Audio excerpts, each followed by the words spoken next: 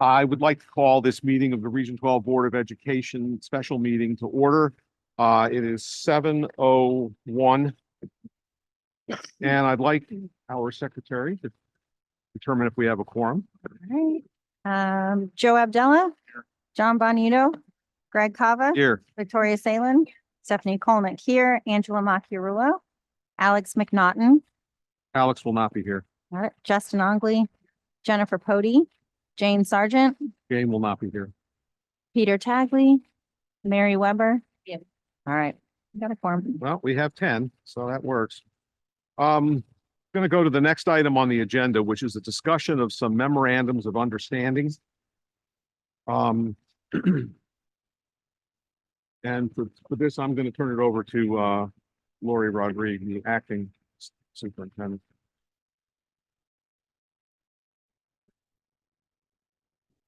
You got to press it just right there. Okay, thank you. So this is actually informational only. There were some revisions to previous MOUs, both in changes to the start years for these activities at the high school and the stipends that were associated with these positions.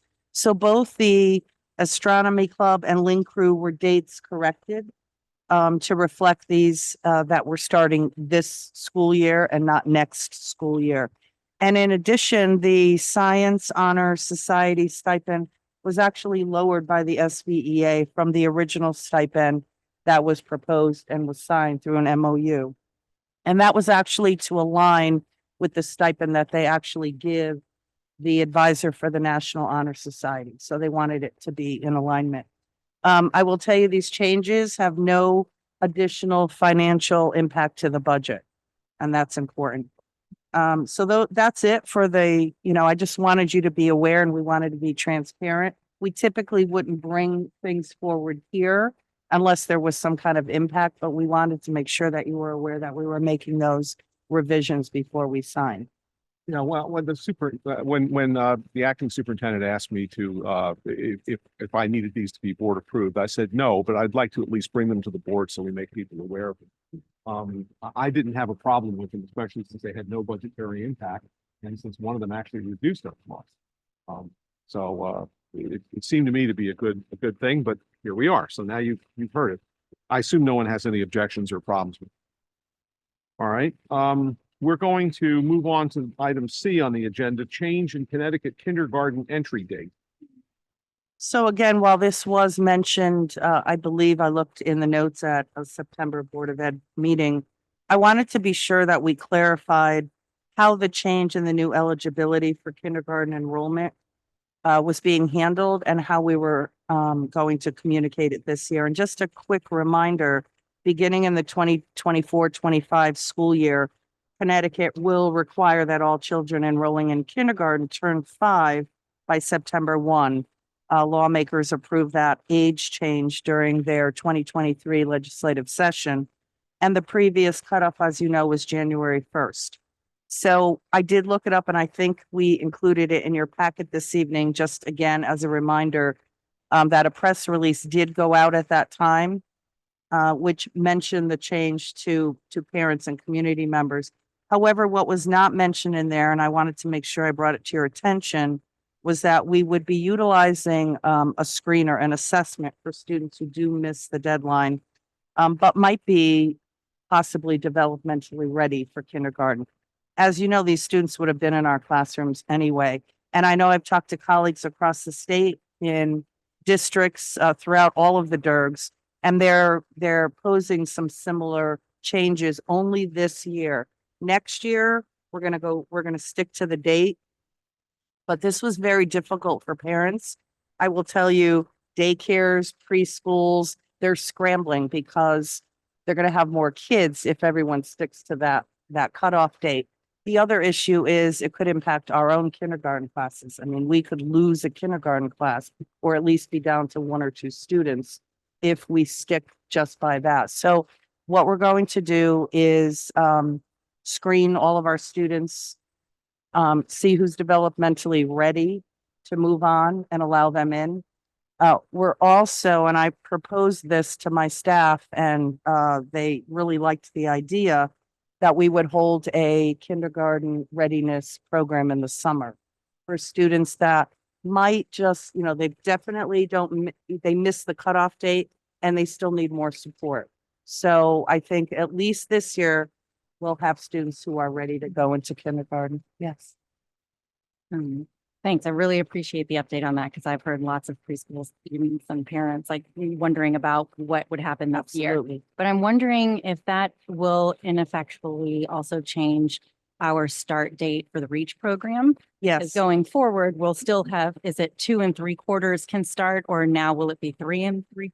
No, I can tell you that, I spoke with Ally. She's going to change the date for REACH. Right. To be in alignment, which she has it now in alignment for January 1. It's going to go to September 1. So that the students. Will that change for next year as well? That'll Or- change. Oh, yes. Okay, For so we have one cohort that may be in preschool for 3 years. We're just Yes. kind of working that out. Yes. Okay. So I don't have the details about the program. First, we have to wait to see what the numbers are. We won't know that until we see, but I know there are about 7 students, I believe, currently in REACH who do not make the cutoff if we followed it to the. Yes, Glad to see there's gonna be some screening, because after all, these children are gonna be 4.5 years old until September. So, but. it's Well- Excellent opportunity. and it's a good point. It's not that we disagree with the legislation. I mean, I think we all agree, students, we want them to be developmentally ready. And so this might be a really good thing. It's just, it's difficult in a transitional year like this for everyone. I mean, I can't imagine parents who thought their students were going to kindergarten. It's difficult. So we're trying to help this year. No, I just wanted to make sure you were clear on that because it was just a mention and that was it. And I got worried that you really didn't have a full understanding of it. So. well, thank you very much for taking a situation that could have been massively disrupting and problematic and turning it into something that actually provides more support for kids. That's why we get up in the morning, and thank you very much for doing that. Okay, at this point, I would entertain a motion to go into executive session for the purpose of discussing superintendent contract. There a second? All those in favor, please say aye. Right. All those opposed, say nay. All those abstaining. Okay. We will go into executive session. Now I'm going to ask staff to remain because we're going to come out in not too long to finish the meeting, and we'll probably have some action.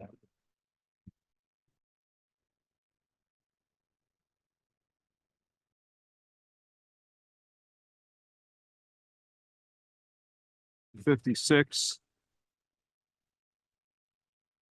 I lost the agenda. Hold on. Here we go. All right,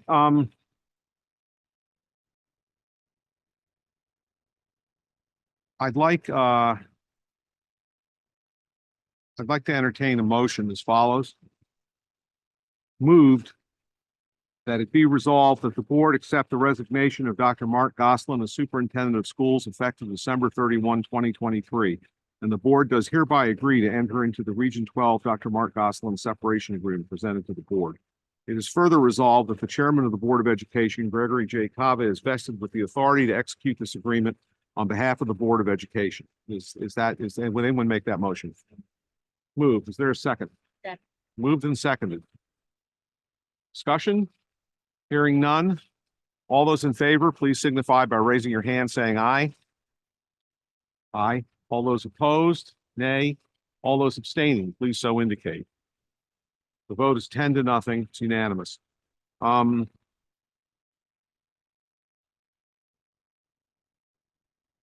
Because we will have a vacancy in the office of superintendent effective January 1, and we will not be meeting again before January.